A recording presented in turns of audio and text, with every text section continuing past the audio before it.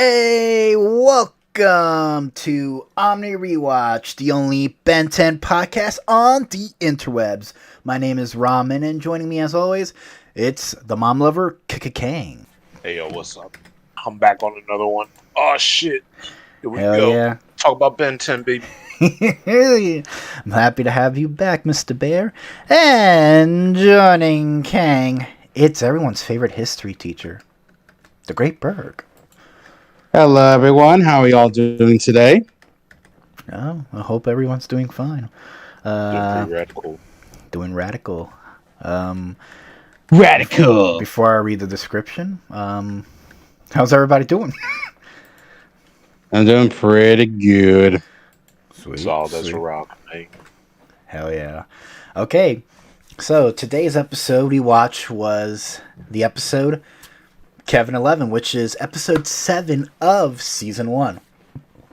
Also, before we get into the description, if you want, you can watch this episode. You can watch these video podcasts on YouTube, but if you don't want to stare at a screen, you can actually just listen to this podcast on Spotify and Apple Podcasts.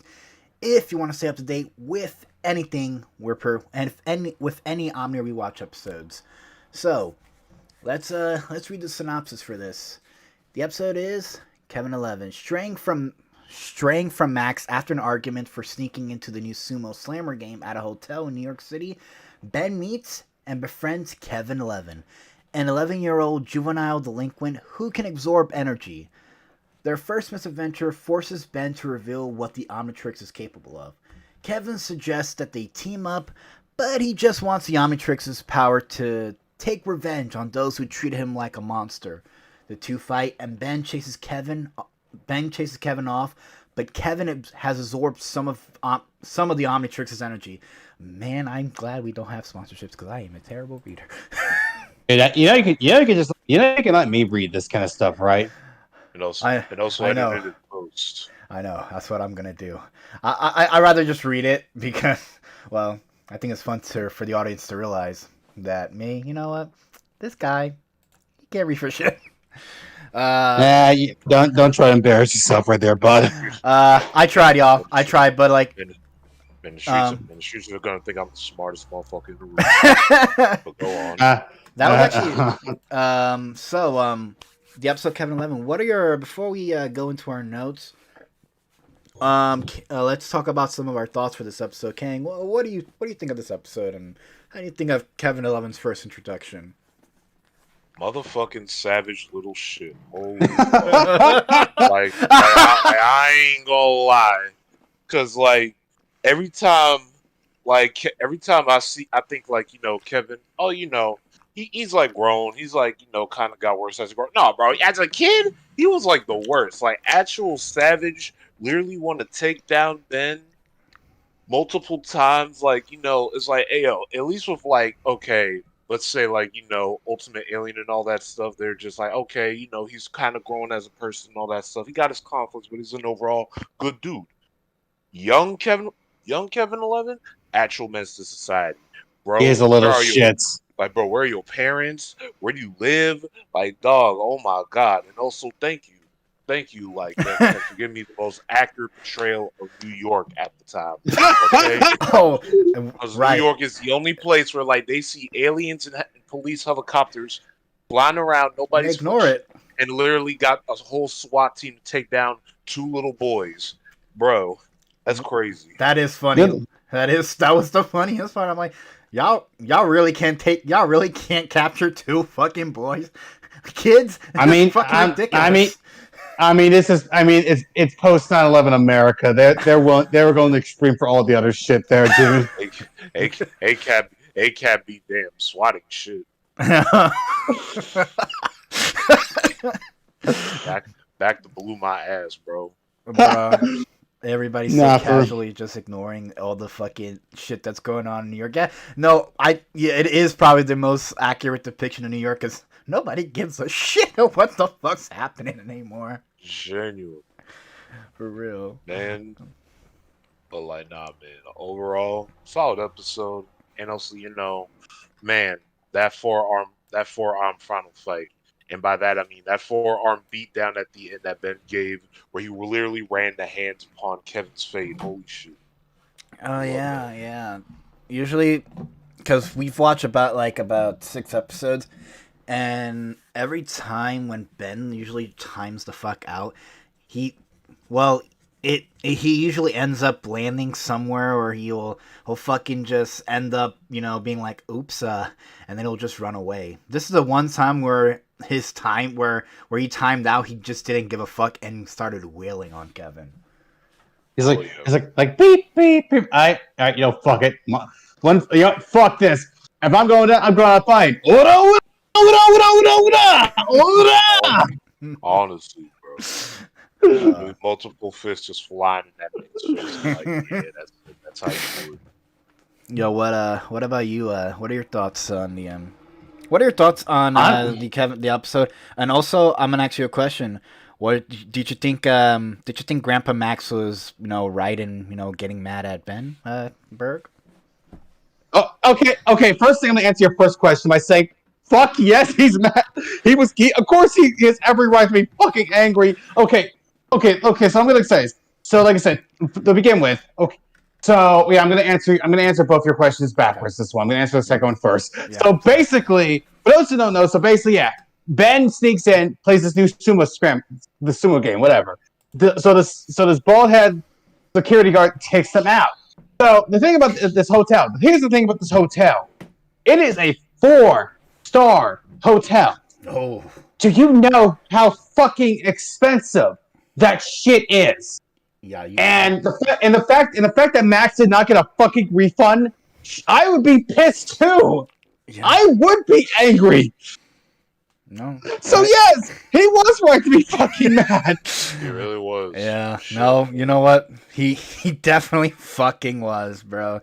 And then they had a fucking weird they had an argument, and then fucking Ben went all fucking Peter Parker. He's like, "You're not my father."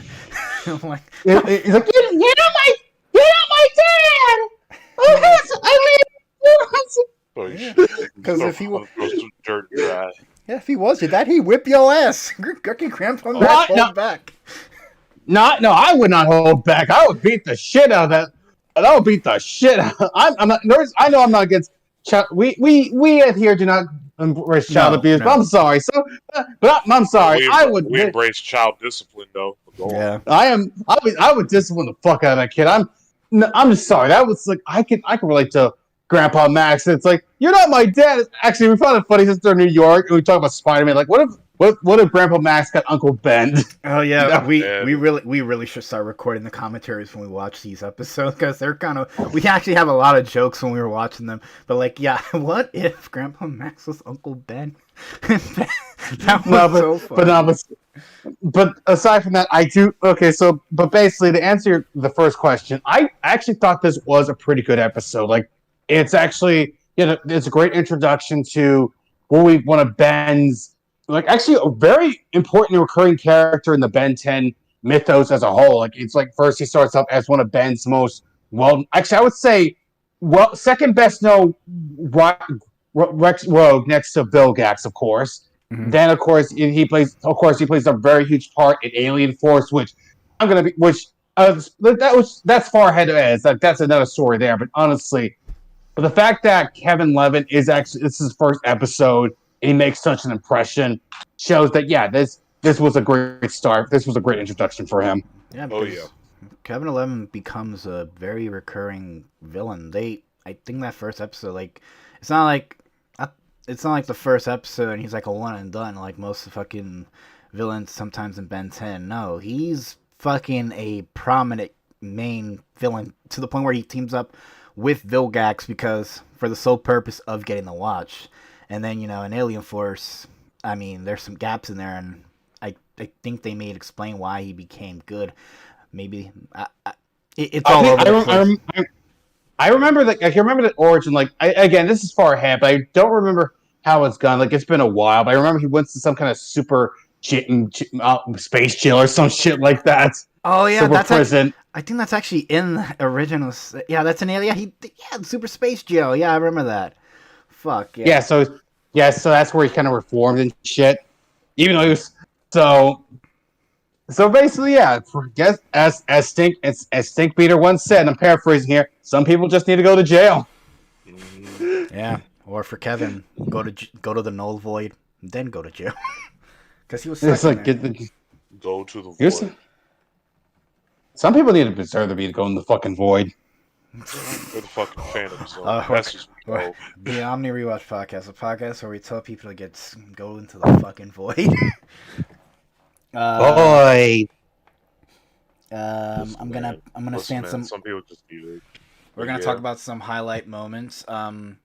First, we all gotta acknowledge the fact that they the funniest thing in this episode was definitely the fact that they used stock screams for the fucking people. Oh my god, yeah. Okay, so this is a funny thing. So again, this is what we definitely need a separate piece where we actually show clips of our record, like not all of it, but just certain clips here and there. If you guys want to see that, but comment down below. We're gonna start doing that. For next episode. We're gonna start recording our commentaries when we watch the episode. Please do, because there are some funny jokes there. But no, it's the funniest shit. Like this, like Ben turns into Accelerate to stop these boys from taking down Kevin Levin, and I shit you not, we were like, they're just like, oh! Like, wait, is that an actual fucking stock scream? And I was like, and Berg was like, go back, and I'm like, Berg, I don't think it's, and then I hear it, and I'm like, what the fuck, Berg? What is that? Why does he sound like that? I've been online too. I've been terminated online for so long. I know when shit's stock. I can tell like that is not because they do it twice. So funny.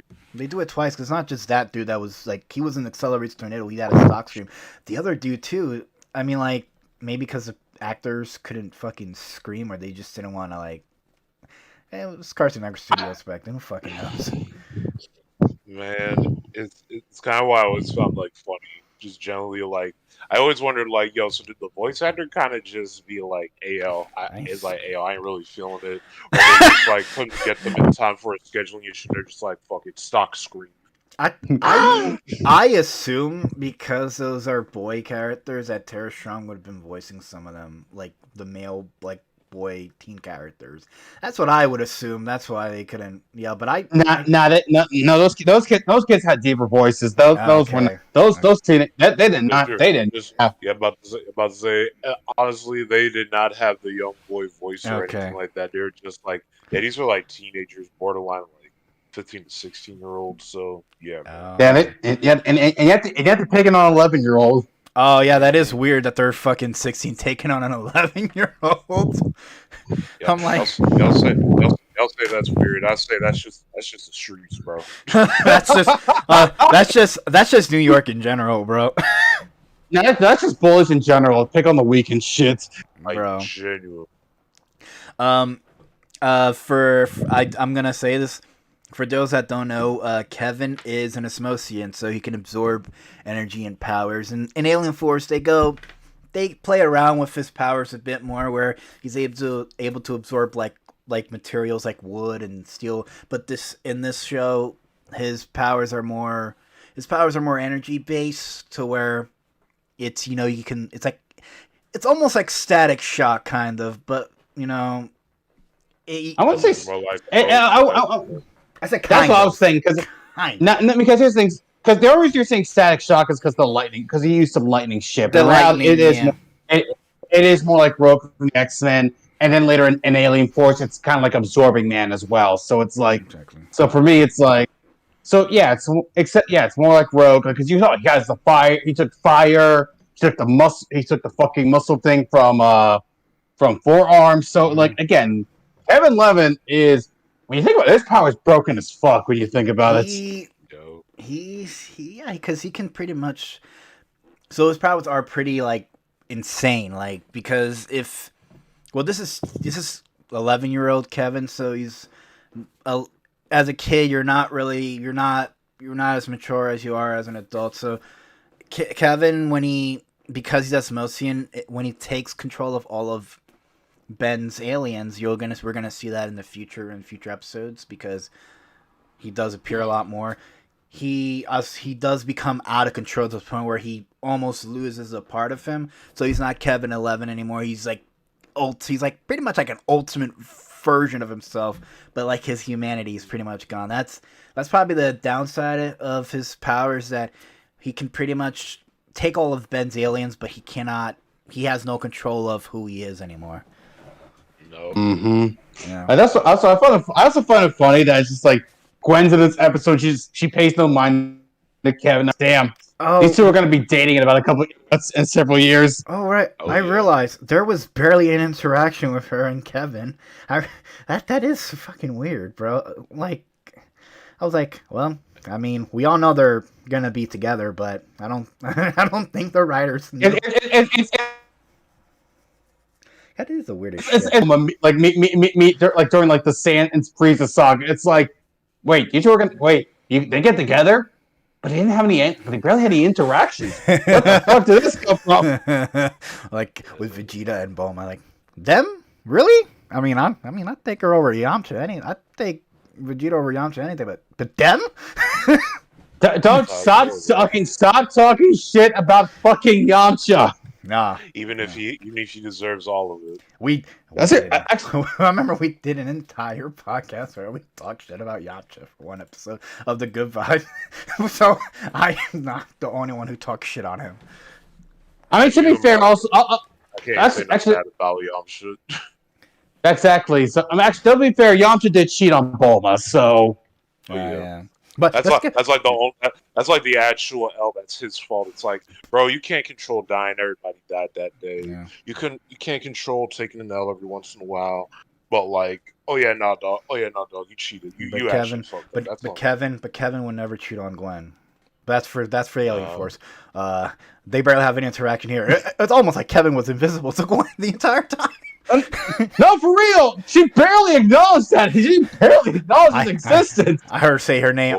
Hey Berg, I heard her say his name one time. So I mean, that's something, right? That's canon, right? Fellas, at a young age, Gwen is more focused on more priorities such as books and learning and magic. That's not really magic. Yeah, yeah.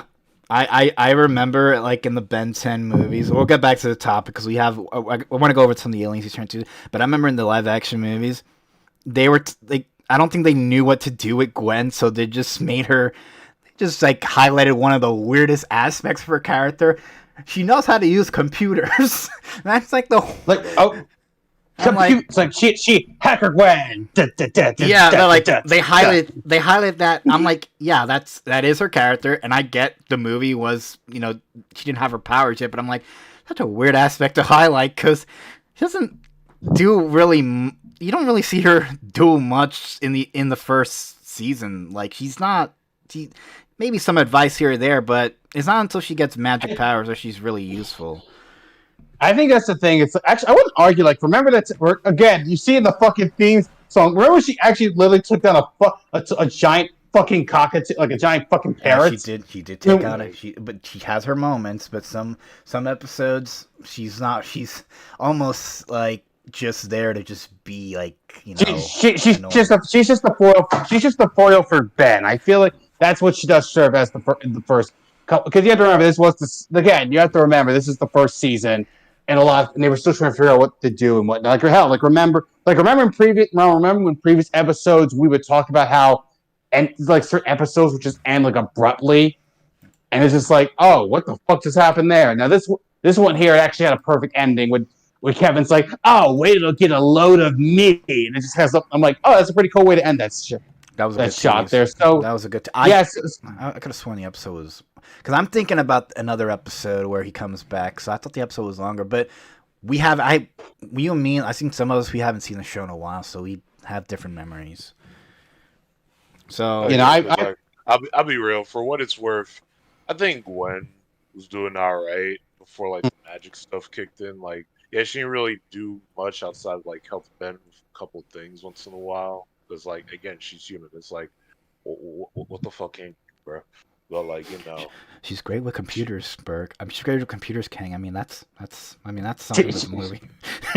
I mean, she does machines, and that's a fact, Jack. Yeah. That's true. And that's like, I even know I remember the behind the scenes of the live action movie where she's like, I know my character is great with computers. I'm like, I mean, that's great, but I mean, there's a lot more to than her using computers, but okay.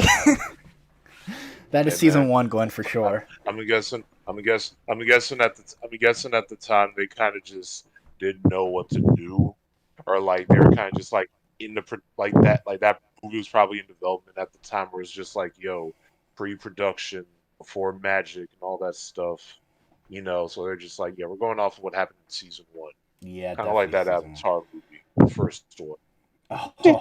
Oh man. But yeah, he's talking about the aliens, though. So let's go over some of the aliens. So, like most Benton episodes, Ben usually transforms to a combination of 4 aliens, sometimes he'll transform to the same alien maybe twice. So we got your Ghost Freak, we got Stinkfly, Accelerate. we got Accelerate. Oh, actually, he transformed into about 5. 5 actually. Yeah, 5. So not 4. This time 5. Yeah. No, he turned into Ghost Freak first, then Accelerate, then Stinkfly, then Heat Blast, and finally Forearms. So we got a combination of 5 aliens, and that's probably the go-to team. But Ghost Freak was. We're gonna do like we always do. Which alien probably was the best in this episode? Which alien you thought was on top the entire time? You can pick 1 or 2, because there's like fucking 5 in this one. Easily Forearms. So I will get that chase with Stinkfly, the NYPD, a second as well. But no, definitely Forearms. Mm-hmm. You too, Kang? Like, bro, he beat Forearms. You literally beat Kevin's ass, and it was fun. Like, dude, honestly. Kevin, I think I saw Kevin, drop some tears. But yeah, I'm gonna have to go with fucking Forearms, and fucking that Stinkfly chase was actually pretty fucking cool. We got to see a lot of New York, so that was pretty cool. For a bunch of people who don't know, we're a bunch of Northeasterners, and we are from New York, or at least closely related to New York. So it's like, for us, it's like kind of like I'm from Philly, but it's like I've been in New York, and New York's kind of like our annoying older brother. Actually, I know a younger brother, because we're actually older. Philly's actually older than New York. It's like fucking Don from Regular Show. It's like you're everyone knows you better. You're taller than me. You're in the top of the line. Everyone thinks you're my older brother. I'm the older brother. Berg. Come on, give me some sugar. It's okay, Berg. It's okay. Don't worry, man. It's that's the thing. Like, New York and Philly's relationship is basically Don and Rigby from Regular Show. Oh my god. But yeah, it was so nice. It's still nice to see New York when it's always on screen and whatnot. Yeah. Yeah. Until Superman destroys it, but we ain't talking. Wow. Okay, that's cool. Wow, Robin, that's cool, bro. Anyways, my Superman fixes shit and gets things done. Okay. Not a damn thing. Oh, that is true. I know. That is true. They have the Agents of S.H.I.E.L.D. have to clean up. They have to clean up the Avengers mess. You all right about that? Yo, they're about to say. My man actually fixes. You know what? Yo, we got to go on damage. Wait, fair. You know what? Superman. Hey, guys, we can actually talk about Superman, because technically there's a blooper with Superman and Ben 10, so technically this counts. So yeah, Superman does fix bridges and stuff like that, and I will agree. The Avengers do destroy a lot of shit. Exactly, man. Just real lifestyle, bro. Mm-hmm. So we're gonna. I think we talked about what we all. So let's all rank this episode 1 out of 5 Omnitrixes. Kang, what do you give this episode? 1 out of 5 Omnitrixes. 6. Oh, damn! You went off the scale. It's broken. It's broken. I mean, to be fair, it is a great episode. It really is. One.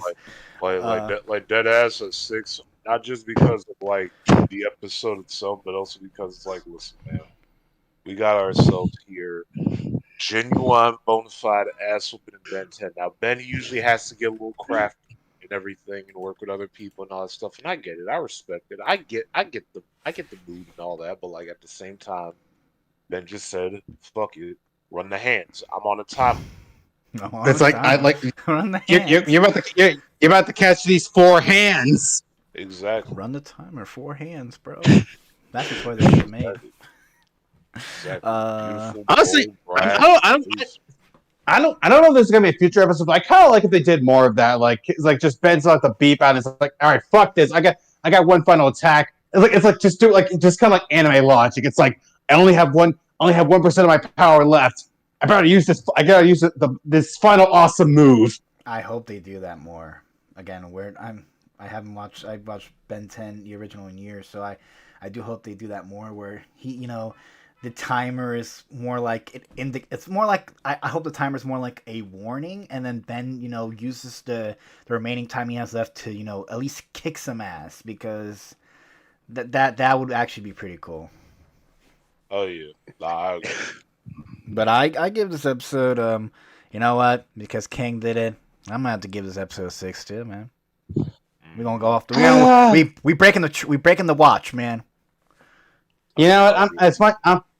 I'm a stickler for the rules. I'm a little bit more straight laced, so I will give this a 5. But I do agree that you guys, I won't reject you guys. Give me a 6 Omni Tricks, just because again, this is a very great episode. So I'm not gonna be on you guys for like going off rail for this. Oh, yes. Speaking of which, Kevin almost kills people like we're switching rails. Oh yeah. Damn it! That's the time when we should have recorded because we were making Omni-Man references. So if you guys don't know, there's a show called Invincible, and there's a scene where Omni-Man grabs fucking Mark and Ray fucking grabs him through the train, and all you see is all the fucking dead people.